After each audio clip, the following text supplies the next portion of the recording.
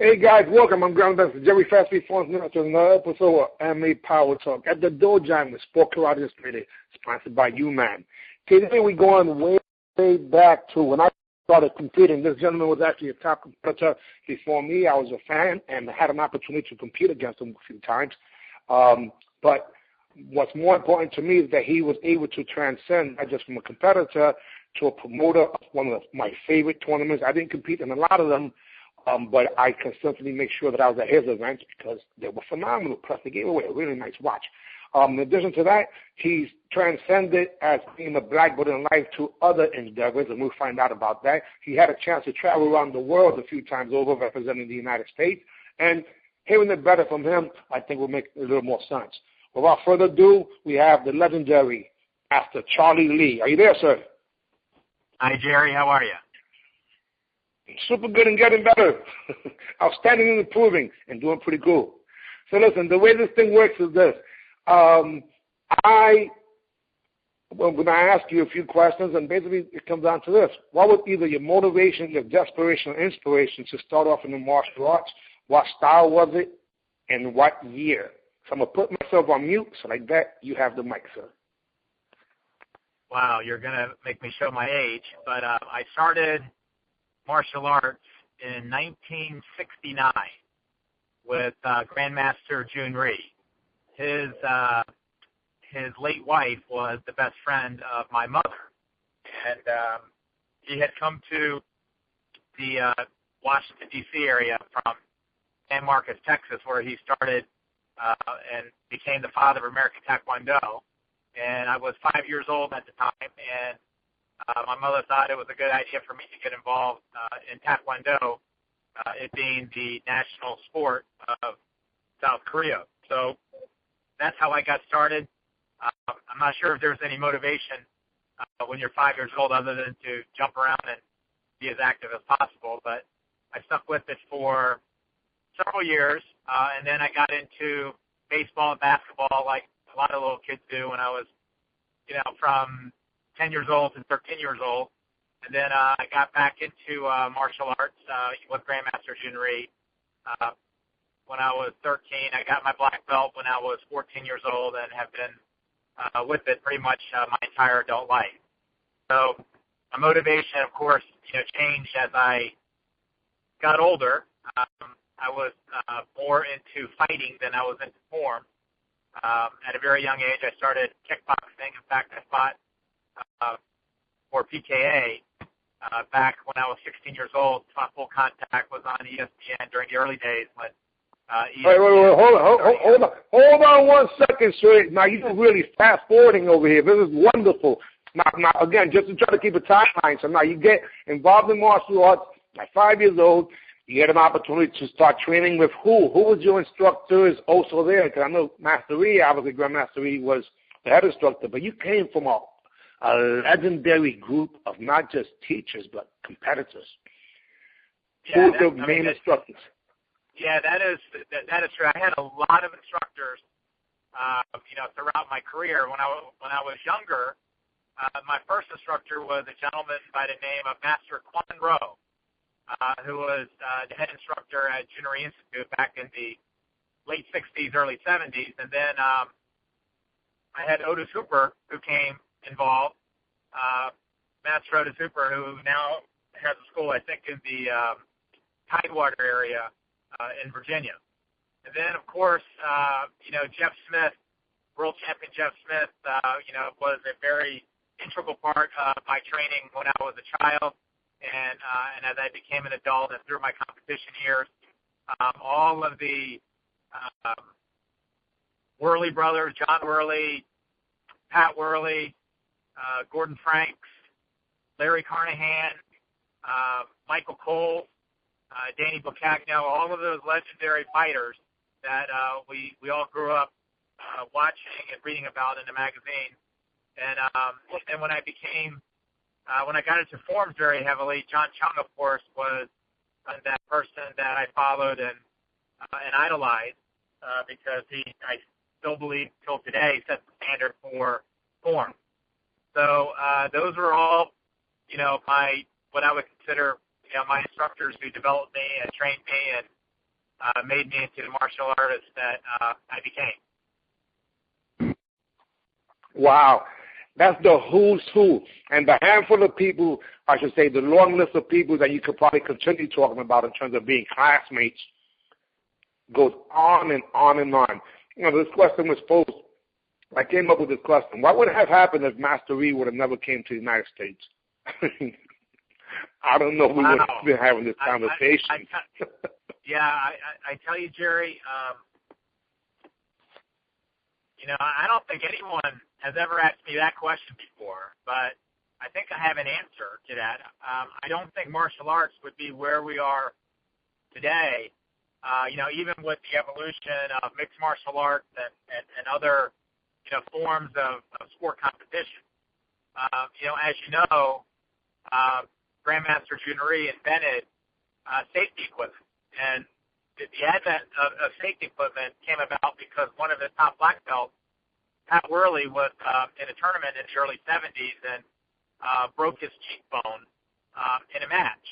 And, Grandmaster Dojine thought that if we were ever going to take martial art, into a sport and become a mainstream sport that,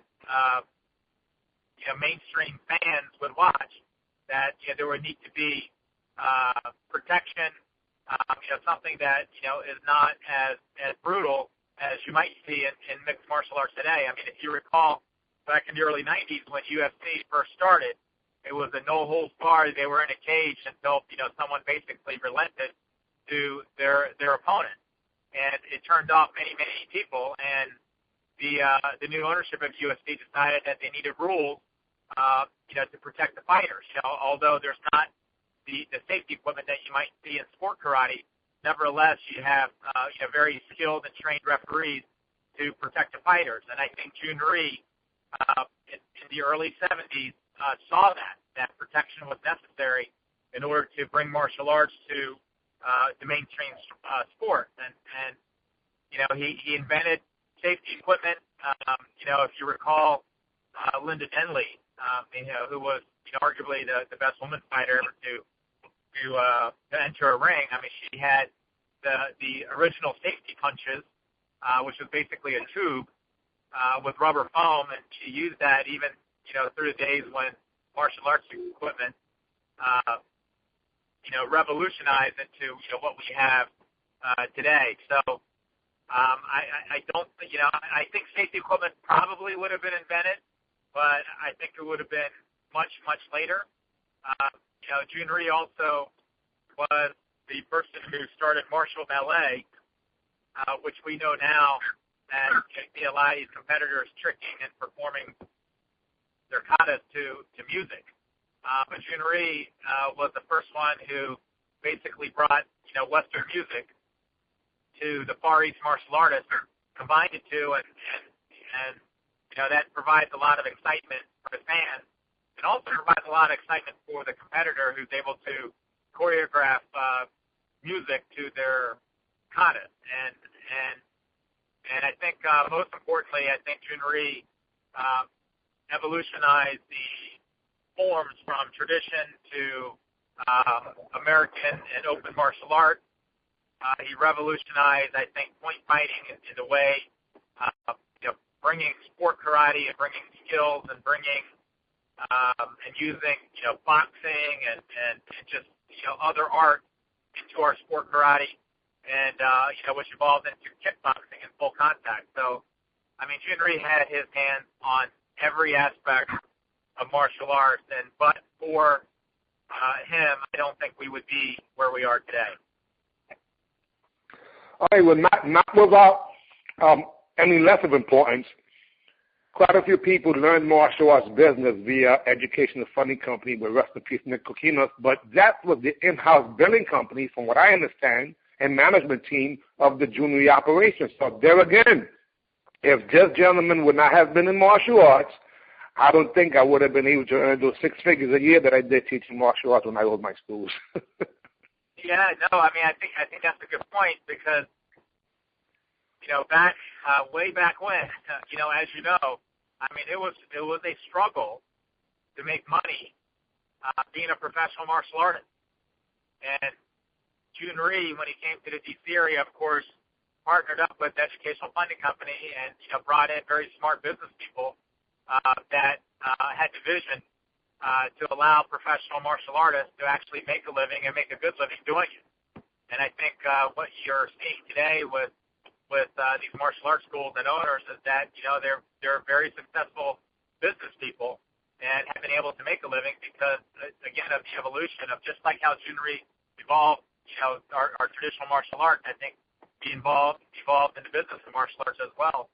And and thank goodness for him and companies like EFC to allow good martial artists to become good business people and make a living at what they love to do.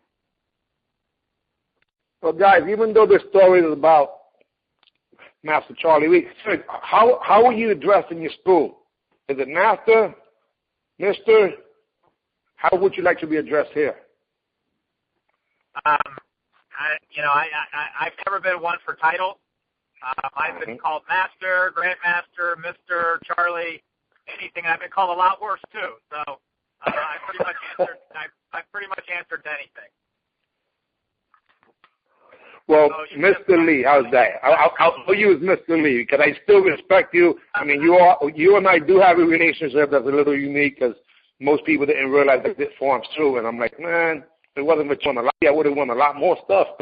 Well, Jerry, you and I go back, a couple of decades, maybe 3 decades, and we're friends first before we're even martial artists. So why don't you just call me Charlie? Okay, sir. All right, so Charlie, about you in particular was that, and this is what maybe some people didn't realize. There's no question about it. The epitome of what would be a perfect form would have to be a video of John Chung. I mean, arguably the best technician in the history of martial arts that I believe, and quite a few other No people. doubt. However, when you did your forms, what was the difference? And you just mentioned it. A lot of people probably start to separate and characterize people as being a forms competitor or a fighter. But we all go through transitions, obviously. One of the things that I want to talk about is the WACO World Championships. Because I believe that when the competition went to that route, Mike Anderson being the mindset behind that, along with Chuck Brookner. But I believe that you was on a pretty famous team that went to represent us, and you was fighting and doing forms. Let's talk about that. Yeah, that's correct. I mean, I was a fighter initially, and then I went and did forms and fighting, and because I was in school, I didn't have the time to train. So I started getting into forms, and forms were at that point getting as popular as fighting. But you're absolutely right. I mean, John Chung, is a beautiful technician, probably the best technician that ever walked on this earth. And I was trained by John when I was in my late teens and early 20s. But I also knew that I wanted to compete, and I could not, go in the shadows of John Chung and expected to reach my aspiration of becoming a world champion, just like John did. And when John was competing in the late 70s and early 80s, there was another competitor, as you know, from the West Coast, on the West Coast demo team. His name was George Chung. And he was essentially I think George had the vision of, putting music together, putting acrobatics together, and doing all of the things that we see today. And John was more of a traditionalist who was focused on the technical aspect of the martial art. So now you had some people that didn't know George did. Because, George was, in my opinion, a decade ahead of everyone in his vision for forms competition. But technically his traditional martial arts was nowhere near what John Chung's was. And then you had other people, who looked at John and thought that, John has not evolved because he was maintaining traditional excellence. So that gave me an opportunity to fill a void, which was essentially to have a combination of what John did and what George did. And that's what I focused my training on, was to maintain the traditional excellence of what John Chung had, but also to incorporate the vision that George Chung did in the early 80s. And that's how I presented myself, was sort of a combination of the two, and it served me well, as you know, during my competition years in the early to mid-80s. Well, it was interesting because that era, guys, was known as the Chung Dynasty. And one year, one was number one. The next year, the other one was number one. And any way you put it, as spectators, we just were in awe to have an opportunity to see polar opposites still entertain us.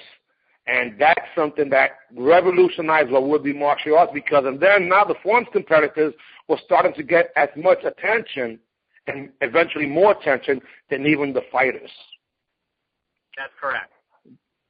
But then the thing happened, like you said, so Charlie Lee comes out and starts doing forms. We're expecting for him to be a version of John Chung, but he says, no, I'm going to find my niche in between, and the mysterious hands come in, and now all of a sudden the sidekick is not going as hard as you probably throw it, but it's throwing it more like, almost like Miyazaki, you know, right to the head area and popping it, you know, and then you're doing these hand movements that have not been seen in the industry. Today, pretty much rule of thumb when it comes to just combinations. But then you turned around into something that's really cool. You continued in the tradition of the musical forms. And while doing that, you still kept what would be classical Junri moves, front kick, roundhouse, and side kick. So you did gel everything together. Let's talk about the development of that musical form that became, well, actually there was two of them, but your main one that won you more championships, including, I believe, another Waco championship. Yeah, you know, I mean, I guess my signature form was done to the music of the Twilight Zone, which, of course, served me well all the way through the 80s. But, you know, my main competition during my years was, of course, John Frenette out of Canada and Keith Hirabayashi out of L.A. And, you know, I guess John Frenette was my closest competitor because we, you know, did go back and forth in winning our respective grand championships. I'd like to think I won more than him, but I'm sure he'll say that he won more than me, and that's just our competitive nature. But my philosophy was this, and this can be a lesson to a lot of the young competitors. If you try to emulate a competitor, you're never going to be as good as that person. And the judges will start comparing your competitor and will realize that you're not as good as him. For example, Jean Frenette had incredible flexibility. He could kick certainly a lot higher than I can. And he was known for his straight-up kicks and his multiple kicks and all the things that he did. So rather than try and beat Jean Frenette at his game and work on my flexibility and to try to kick as high as him, what I actually did was I started to kick a little bit lower. Because when you kick lower, you can get more power and more pop behind your side kick than your round kick than your front kick. And I started to work on my speed, my hand speed. So what I, in effect, did was to have the judges start comparing my power and my speed to Jean Frenette's power and speed, which I thought I had more of because he was concentrating his technique on his flexibility and being able to do multiple kicks at a very, very high angle. So, you know, those are, you know, a little competitive tactic that I employed, and rather than try to compete against my competitor on what he did best, I did just the opposite and had the judges focus on my power and my stances, my hand speed, and my technique. And I think that is, you know, why I was able to separate myself from the competition because I focus on those things that I was strongest at and not work on things where I knew I could not be as good as my competitors. I would have to agree because what happened was that all of us, when I looked at Jean, it's not Jean, it's Jean Frenette. We can Jean. Hey, you guys think Puerto Ricans from New York are arrogant. Oh, my God, French Canadian, forget about it. Anyway, matter of opinion. What was really interesting when I looked at Jean Frenette was that he was a little more towards what would be the hybrid between John Chung and George Chung. Right. He did the multiple machine gun kicks. He had the flexibility, except he was a short guy, with not too much hair eventually, But besides that, the guy was a crowd pleaser. He knew how to interact. In the middle of the form, he actually was talking or looking at the crowd, asking them to actually give feedback, which was pretty wild considering he was doing machine gun kicks higher than most people can ever fathom. But your choice of that Twilight Zone, where did that come about? Was that your choice, or were you working in somebody else in terms of getting advice? Well, you're going to embarrass me now, or I'm going to embarrass myself. But, with the advent of musical form, Jeff Smith, who was at that time married to a dancer, a professional dancer, there was a show which was like American Idol back in the late 70s, early 80s called Dance Fever. And John Chung and his sister Helen Chung were on the show in 1980. They did what they called martial ballet. And as you know, I was coming up right behind John, and I was on the show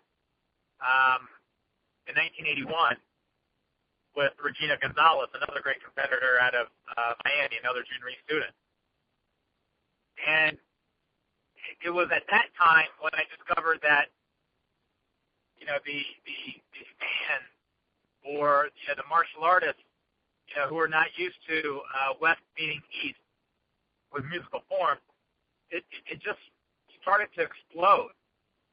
And you're right that forms are becoming as popular, if not more popular than fighting, because it was entertainment.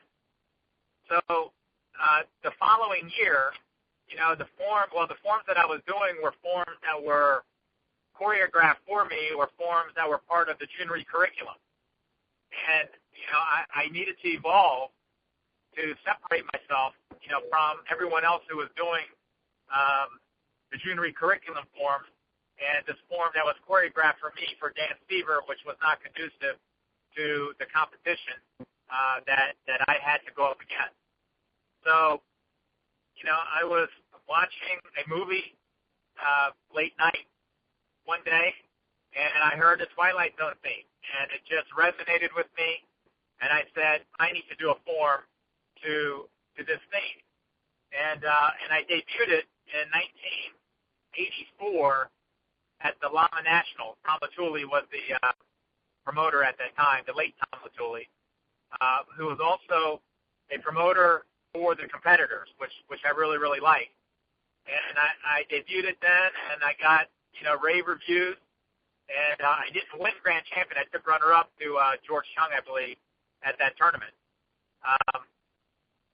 And then I did it again, and I kept winning. You know what? I take that back. I debuted at the Lama Nationals, and that was my first Grand Championship. I did win that tournament with that form. And I beat George Chung and John Chung and Cynthia Rothrock, and I think even Karen Shepard was there. A lot of the great martial arts competitors, and I was part of the new wave. And then I just used it. I mean, it worked well for me for the next 6 years.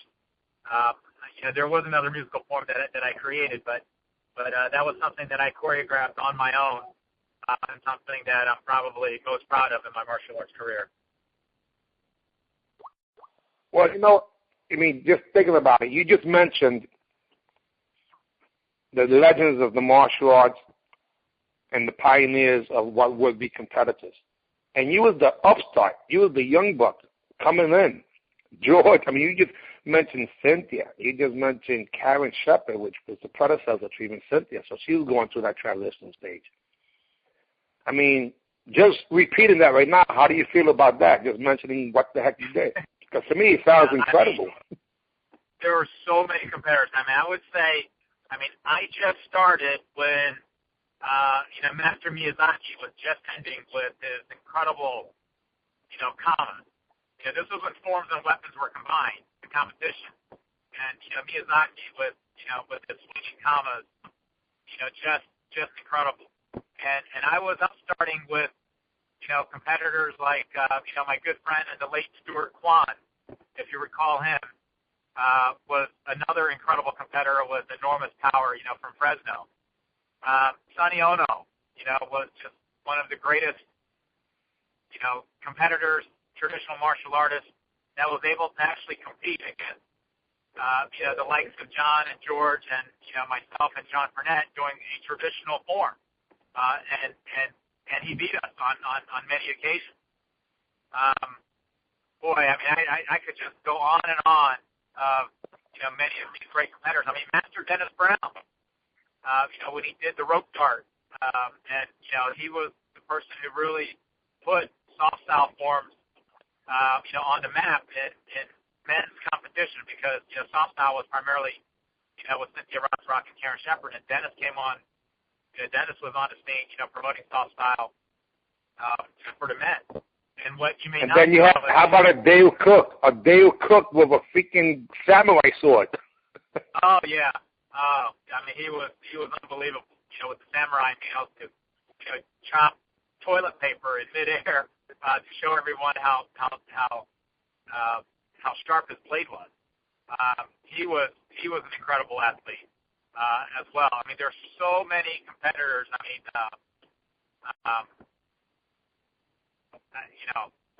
They were all just awesome. And I believe that was one of the most special eras, not just in forms, but in fighting too. I honestly, and again, I'm obviously biased. I'm getting ready to be 50 years young in a few weeks. And when I think about that era, I feel so blessed to have had a chance to spectate, read about, and then at some point towards the end of it, participate in quite a bit of it. And I don't really know if we'll ever get a chance to see that level of consistency of quality in either fighting or forms again, because it was a very unique time. What would you think? What do you think? Yeah, I completely agree with you. I think what's missing nowadays, this has always been my philosophy as a promoter, that forms provides great entertainment, but you cannot. Did I lose you, Jerry? Yes, for a slight second. Okay. So what I was saying was that as a promoter, forms was very important because it provided entertainment value, but I never thought that martial arts could get to the next level without creating superstars and fighting. We needed fighting superstars. And when we had Karate Illustrated magazine, and that magazine created superstars in the martial arts like Nasty Anderson and Keith Vitale and Ray McCallum, Billy Blank, all those guys that we grew up watching. They're the ones who made the sport, and us forms guys, I think, brought a different element because martial arts was more fighting, and I think we really missed out on an opportunity, with fighters like Raymond Daniels, who in my opinion is the Muhammad Ali of our sport karate era in the 2000s. That kid is just incredible, and he really made his name on his own, doing other things and being so great without the help of promotion of magazines and with the advent of social media. There's no reason why Raymond Daniels shouldn't be a millionaire right now, and just be a household name. So I think that's where we failed as promoters in creating the superstars of this next generation. And I think that's why we were so popular in the 80s, because we had Karate Illustrated magazine promoting us and being able to magazine covers and the like. So, Jerry, everyone just contributed to what we had in the 80s. You were a great competitor, from New York. You brought that New York brash into the competition. You made competition fun. And you helped evolve martial arts, as much as I did, and John Chung and everyone else, because it takes all of us to really have an era of martial arts, and as many people know Billy Blanks and Nancy Anderson are going to know Jerry Patsy Fontenez as well, because we were able to all compete in an era and travel the country, scraping by because we weren't making a whole lot of money. And I think most of us went to these tournaments, not because we had such competitive drives, which we all did, because it was so damn fun, and the camaraderie that among all of the competitors. Well, I appreciate that compliment, and I'm also the number one fan of sport karate ever. The reason I'm doing this thing, this is called My 300. If I went to war and I could only pick 300 people to go compete with, Mr. Lee, you are on my 300. This is what it is about. And it's like you said, it's an industry. It's the village itself working together to try to help that child, those children. And one of the challenges that, you always got me because you and I are friends. But a lot of people, obviously, and you heard it 1,000 times, what the hell's wrong with him? When I was in character to get the crowd response, people just did not get it. And I remember fighting in the U.S. Open, and I officially lost a guy named Duncan Moody. But it was the loudest crowd I have heard in sparring in decades. And I was more satisfied with that. But just to be fair, I was also earning quite a bit of income as a martial arts professional school owner with multiple schools. And that's where Grandmaster Ree and I, who have shared the podium together, is where he respects me a little more. You're a great competitor, because I won the Junior Internationals.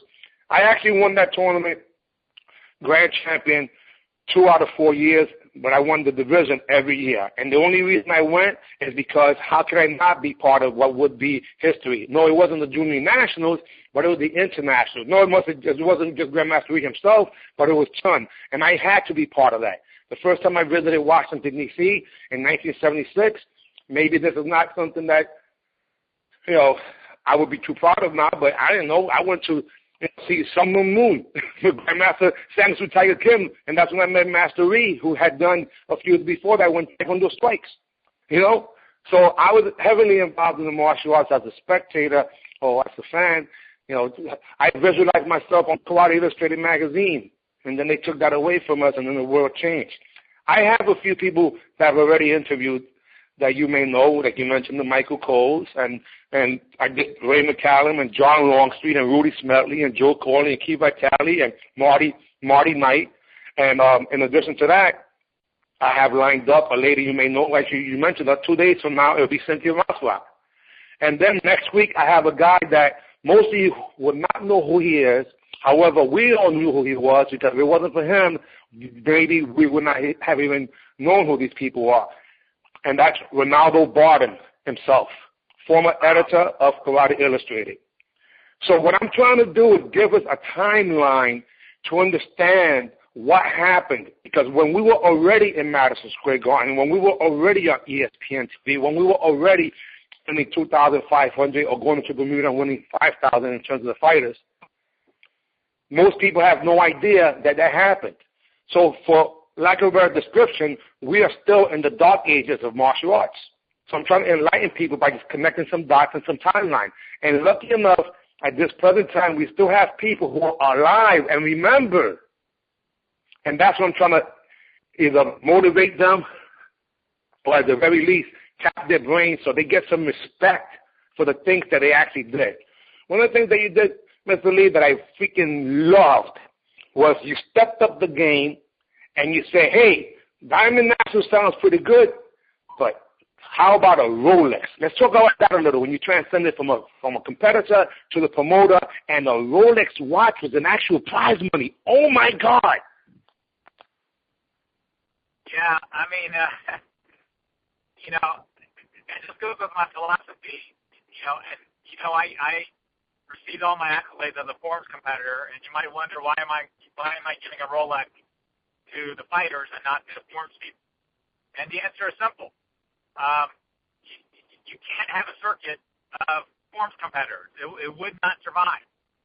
Martial art can only advance because it is self-defense and it is a fighting art. We do forms to help us with our fighting and with our technique.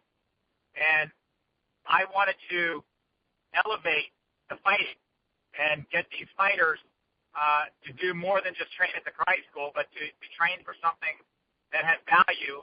And, what more, can you express your training and the hard work that you've done than a Rolex watch, which is going to last you a lifetime. So, I created or modified certain rules, to weed out the fighters who like to just tag rather than to use technique and have power. I weeded those fighters out and came up with the Rolex Challenge. It was a big hit for, I think, 7 years that I did it. Raymond Daniels won most of the Rolexes, but I know Brian Ruth had won one, and Mike Pompiero and Jason Banks and Borelli won one. But I think Raymond won 5 of them, which just goes to show how dominant Raymond was during his era. And, I've read, I think, somewhere on social media, that Dennis Brown wants to bring that back and other promoters. And I hope they do. I really, really hope they do, because I think the fighters and competitors, really enjoyed that, and I like being part of history, and I think it's a good thing to provide something beyond a plastic trophy to show someone's hard work and dedication to winning a championship like the Rolex Challenge. Now, let's just talk about briefly. I'm going to be, guys, please understand. Presently, this gentleman, we cannot afford to have him for an hour because I'm sure his fees are pretty high. What are you presently doing? Do you still own a martial arts school, or give us an overview about the present? All right. Well, Jerry, you know that I'm a full-time lawyer, and I, retired from competition in 1989 at the Diamond Nationals, and coincidentally, that was the day I found out I passed the bar exam, and I've been a full-time practicing lawyer for the last 26 years. I did own martial arts school, Charlie Lee Karate, original, right, from 1991, and then I was just too busy with my law practice to maintain the school and to run a martial arts tournament on the scale that I did, when I promoted the World Series of Martial Arts. So I gave that up in 2007. I gave up my karate school in 2010, and I've taken a hiatus from martial arts to focus on my law practice, and I've also just started up a new legal software company in the last year. But I do intend on coming back to martial arts in some capacity after I have done practicing law and have hopefully succeeded in my new legal software venture. I did go back to the Diamond Nationals last year because it was a 25-year anniversary when I competed. Just reflect on martial arts, something that I did to myself. But as of right now, I'm just practicing law full time, running my legal software company, and hoping one day that I'll be able to have the means to give back to the martial arts in a very significant way that martial arts has given to me over the last truly 5 decades of my life. Well, all I have to say is that, guys, I'm sure you learned quite a bit of information. I got some insights and information here, which is something that this is all about. I believe that with information or education gives people options.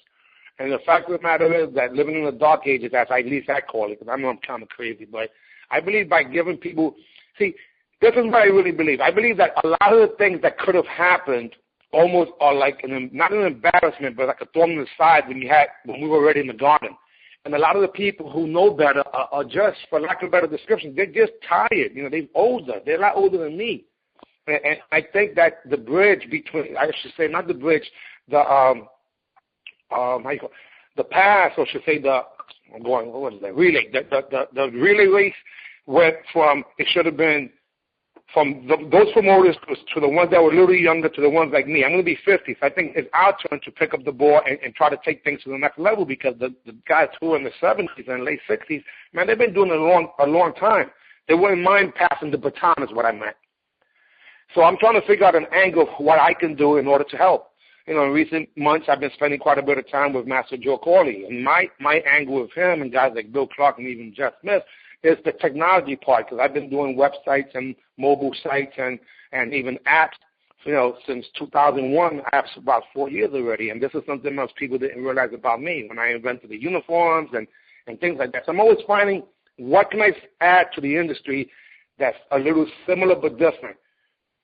And there's no media that really breaks the history and the timeline of this incredible industry / martial arts family.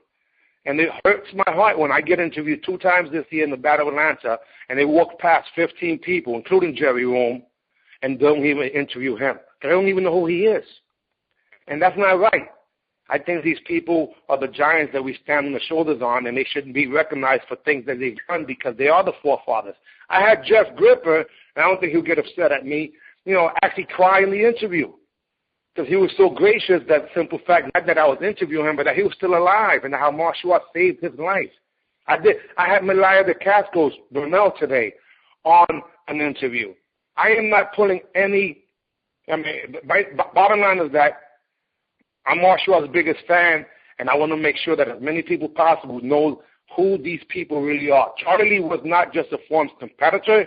He's a real martial artist, to the point where he sacrificed time, money, and effort in an endeavor called an art, which if he would have focused on his business practice, then you probably would have been more successful. And you already said it again.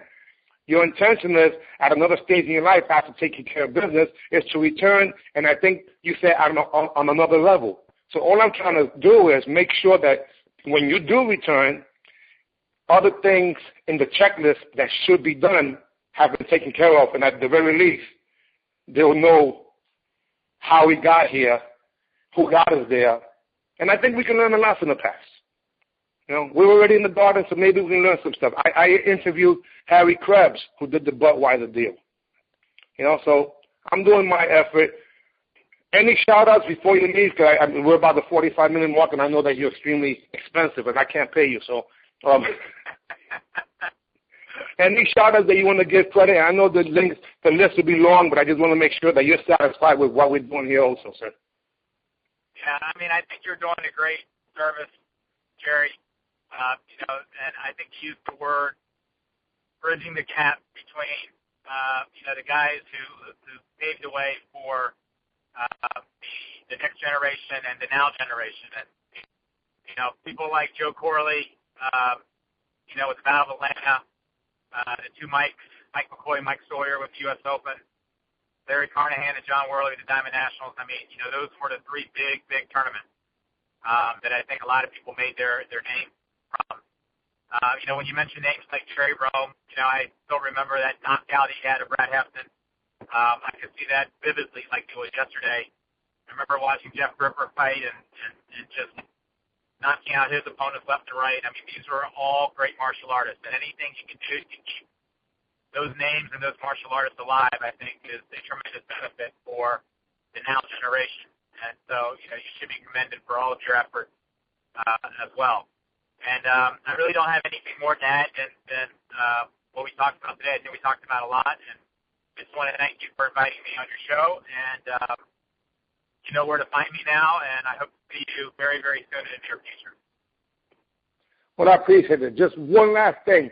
In the future, if there's any way possible, because what I want to put together is a few questions for what would be advice for promoters. I think a platform for people to learn how to promote a tournament can help. There's standard order procedures in every industry. And in my crazy mind, I think the only reason why this industry, like others, are not successful is because of management lack their ability to disseminate information so people can utilize it. Maybe it's me, but that's what I think. I don't know. I can't buy the manual on how to promote a karate tournament, and I want to make sure that we're able to have that for the industry, if that makes any sense. Yeah, no, I'm happy to do that. I think, we, and I think this is, to me, it's a very simple problem. And the reason that sport karate has not elevated to a level that we thought it should by this point is because these tournaments and the promoters are all working for themselves. I mean, this is their own individual tournament, and some have been very, very successful and others have not. And I think the only way to really elevate our sport as far as the tournaments and promoters are concerned is for all of them to join forces and be one company that promotes these tournaments, because the strength of 10 people is far greater than the strength of one person times 10. And I've been a big proponent of that even when I was a promoter with NASCA in the early 2000s. And the structure needs to be such, in my opinion, there'll be some who disagree, but the structure needs to be such that you have one corporation and all of the tournaments are part of that corporation. So everyone has an interest in each other's tournament and has an interest in seeing everyone else succeed. And I think if you have that, I think it'll just make for a stronger organization, and I think the results will far exceed the expectations and the results that we've had now. Well, appreciate that, sir. One last thing. In the famous words of some crazy Puerto Ricans from the Bronx, Charlie, when I say A-B, you say see ya. A-B? See ya. And you used to do that. Charlie, you're one of the only people who really got me. When I was competing on stage, you knew I give you some information. You taught it back to me, and, man, I appreciate that. I mean, I really, really appreciate that, because what made the difference between you and the most, even on the microphone, was your awareness of crowd response. And you knew the faster we was going to get on that stage, I'm going to wake up the dead.